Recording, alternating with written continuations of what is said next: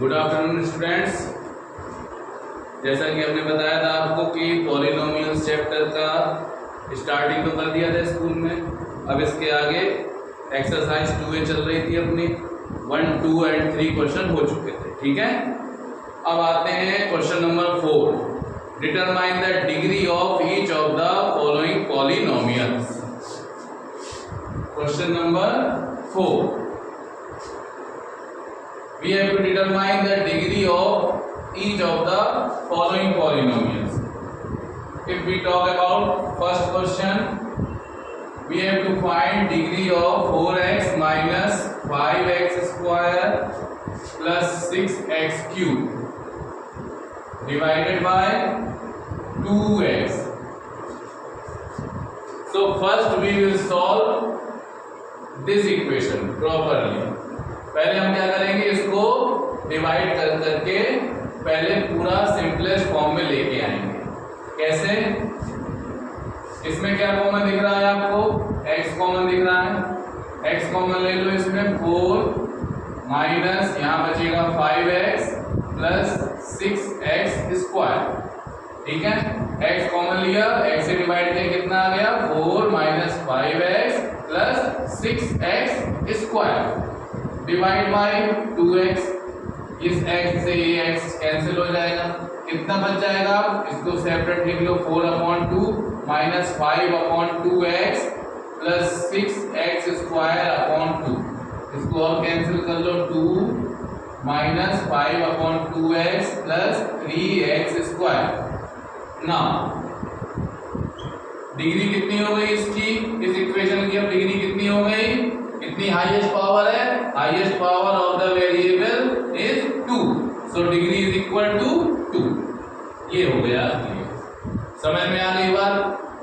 चलिए एक बार और इसका कर लेते हैं। मान लीजिए ये फर्स्ट था, अब इसी के आगे थर्ड क्वेश्चन देख लो।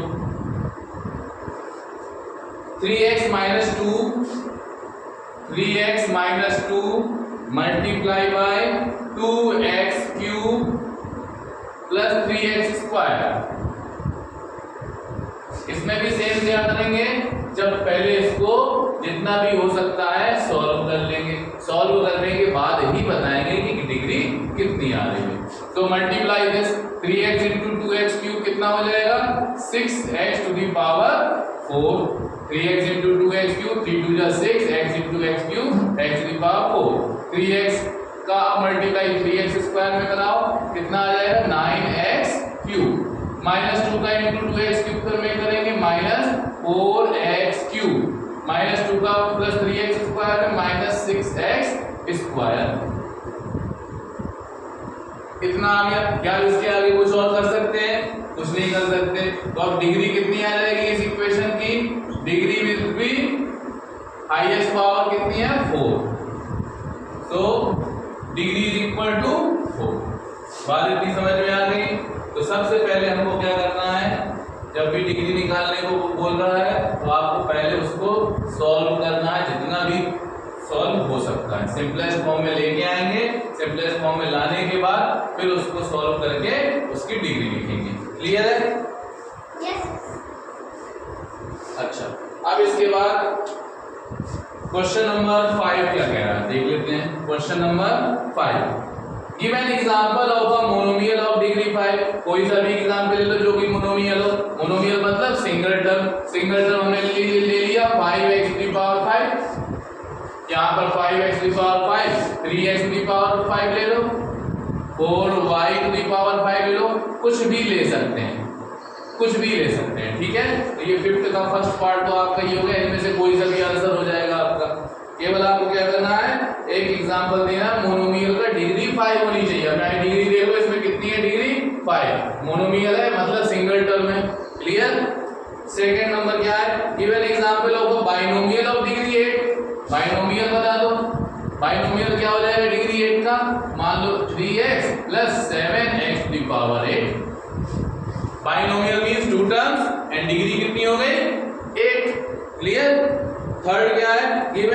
Given an example of a trinomial of degree 4। Trinomial of degree 4।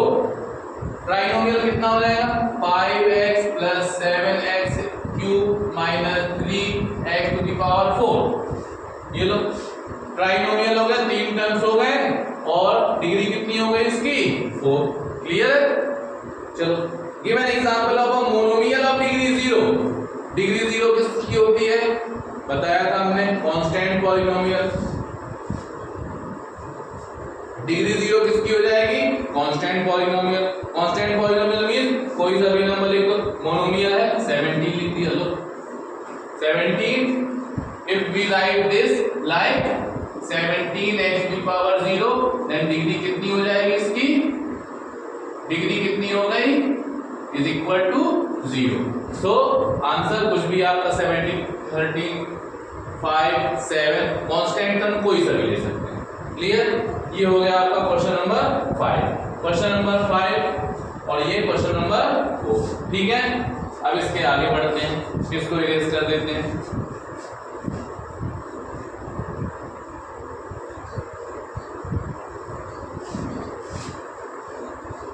चलिए क्वेश्चन नंबर 6 में आते हैं। क्वेश्चन नंबर 6, क्वेश्चन नंबर 6 क्या कह रहा है बुक में देखिए, rewrite each of the following polynomials in standard form. Standard form में लिखना है। स्टैंडर्ड फॉर्म क्या होती है पॉलिनोमियल की, पावर के या तो डिक्रीजिंग ऑर्डर में लिखो या तो इंक्रीजिंग ऑर्डर में। तो आपको किस में लिखना है, डिक्रीजिंग ऑर्डर ऑफ पावर। ठीक है, वेरिएबल जो है उसका, उसकी जो पावर है उसके डिक्रीजिंग ऑर्डर में, सबसे पहले बड़ी पावर वाला, फिर उसके बाद कम, उसके बाद उससे थोड़ा कम, मतलब 5 4 3 2 1 इस तरीके से आपको करना है।